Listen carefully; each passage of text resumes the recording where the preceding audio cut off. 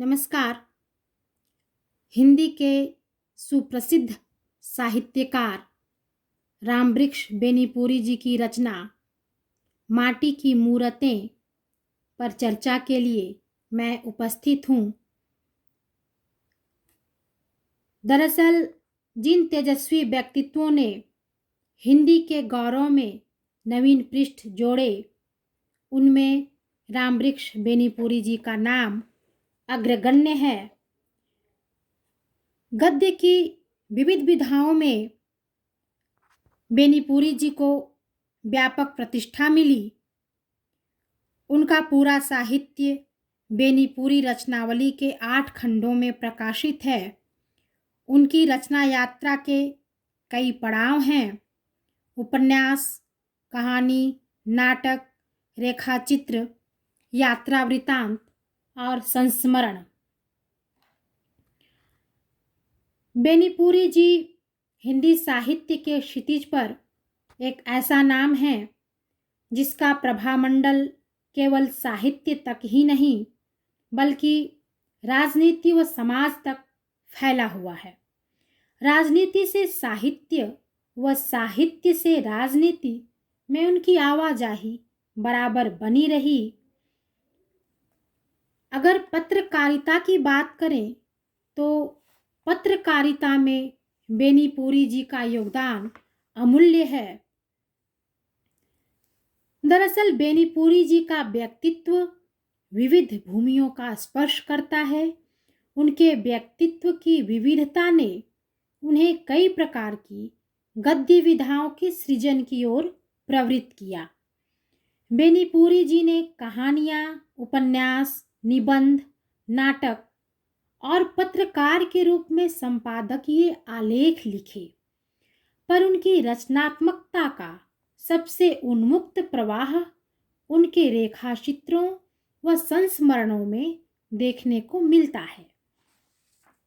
माटी की मूरतें उनके रेखाचित्रों का और जंजीरें व दीवारें तथा मुझे याद है उनके आत्म संस्मरणों का संकलन है। हिंदी में कथेतर साहित्य की यदि बात करें तो रेखाचित्र व संस्मरण इनमें सबसे प्रमुख हैं और बेनीपुरी जी की रचनात्मकता का चरम उत्कर्ष उनके द्वारा रचित रेखाचित्र है, जो माटी की मूरतें शीर्षक संकलन में संकलित है। आधुनिक काल ने गद्य की जिन नवीन विधाओं को जन्म दिया उनमें रेखाचित्र प्रमुख है। रेखाचित्र व संस्मरण विधा के रूप में एक दूसरे से इतने निकट हैं कि इनके बीच विभाजक रेखा खींचना अत्यंत कठिन कार्य है। रेखाचित्र भी विगत का स्मरण ही कराता है, पर संस्मरण जहाँ गत्यात्मक होता है, रेखाचित्र का स्वरूप थोड़ा स्थिर होता है। स्मरण से संबंधित होने के बावजूद दोनों के स्वरूप में मूलभूत फर्क होता है। प्रायः किसी ख्याति प्राप्त व्यक्ति का ही संस्मरण लिखा जाता है, पर इसके विपरीत रेखाचित्र एक जनोन्मुखी विधा है। रेखाचित्र आकाश की ओर आकृष्ट नहीं होता, यह मिट्टी में छुपे स्वर्ण कणों को ढूंढता है। जरूरी नहीं कि मानवीयता के छोटे छोटे जो तत्व हैं वो महापुरुषों में ही हों। अत्यंत साधारण समझे जाने वाले चरित्र भी मनुष्य की अमिट मिसाल पेश करते हैं। बेनीपुरी जी के रेखाचित्रों को समझने के पहले उनकी भावभूमि समझना आवश्यक है। बेनीपुरी जी जिन कारणों से रेखाचित्रों की रचना की ओर प्रेरित होते हैं, उसे समझने के लिए माटी की मूरतें की भूमिका को देखना आवश्यक है। माटी की मूर्तें की भूमिका में रामवृक्ष बेनीपुरी जी लिखते हैं, जब कभी आप गांव की ओर निकले होंगे, आपने देखा होगा किसी बड़ या पीपल के पेड़ के नीचे चबूतरे पर कुछ मूर्तें रखी हैं, माटी की मूर्तें। ये मूर्तें न इनमें कोई खूबसूरती है न रंगीनी, फलतः बौद्ध या ग्रीक रोमन मूर्तियों के हम शैदाई यदि उनमें कोई दिलचस्पी न लें, उन्हें देखते ही मुंह मोड़ लें, नाक सिकोड़ लें, तो अचरज की कौन सी बात। किंतु इन कुरूप बदशक्ल मूर्तों में भी एक चीज है, शायद उस ओर हमारा ध्यान नहीं गया, वह है जिंदगी। ये माटी की बनी हैं, माटी पर धरी हैं, इसलिए जिंदगी के नज़दीक हैं, जिंदगी से सराबोर हैं। ये देखती हैं, सुनती हैं, खुश होती हैं, शाप देती हैं, आशीर्वाद देती हैं। इन बातों के द्वारा रामवृक्ष बेनीपुरी जी ये बताना चाहते हैं कि हमारे आसपास गांव घर में ऐसी कई मूर्तियां हैं जो हमें जीवन जीना सिखाते हैं, और अपने रेखा चित्रों के माध्यम से बेनीपुरी जी ने उन्हीं मूर्तियों को साकार किया है। आगे चलकर बेनीपुरी जी कहते हैं, मिट्टी के उन पुतलों की ये माटी की मूर्तें, हाँ, ये देखती हैं, सुनती हैं, खुश होती हैं, नाराज होती हैं। खुश हुई, संतान मिली, अच्छी फसल मिली, यात्रा में सुख मिला, मुकदमे में जीत मिली। इनकी नाराजगी, बीमार पड़ गए, महामारी फैली, फसल पर ओले गिरे, घर में आग लग गई। ये जिंदगी के नज़दीक ही नहीं, जिंदगी में समाई हुई हैं। इसलिए जिंदगी के हर पुजारी का सिर इनके नज़दीक आप ही आप झुका है।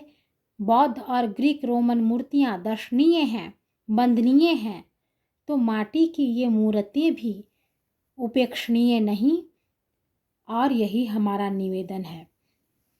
ये कहकर बेनीपुरी जी हमें यह बता रहे हैं कि हमें जीवन की सीख इन्हीं माटी की मूर्तों के अवलोकन से मिलती है, और ये आसपास के गांव घर की ये छवियां कम महत्वपूर्ण नहीं हैं। आगे चलकर वे यह भी स्वीकार करते हैं कि मैं साफ कह दूं, ये कहानियां नहीं, जीवनियां हैं। ये चलते फिरते आदमियों के शब्द चित्र हैं। मानता हूँ कला ने उन पर पच्चीकारी की है, किंतु मैंने ऐसा नहीं होने दिया कि रंग रंग में मूल रेखाएं ही गायब हो जाएं। और सचमुच इन रेखा चित्रों को पढ़ते हुए हमें यह प्रतीत होता है कि उन मूर्तों को हम जस के तस देख रहे हैं।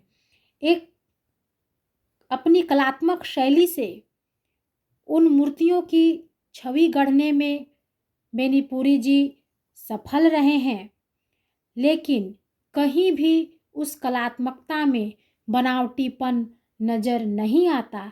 ऐसा लगता है कि ये छवियाँ, ये मूर्तियाँ हमारे आसपास की ही हैं, और इन रेखा चित्रों में हम डूब जाते हैं।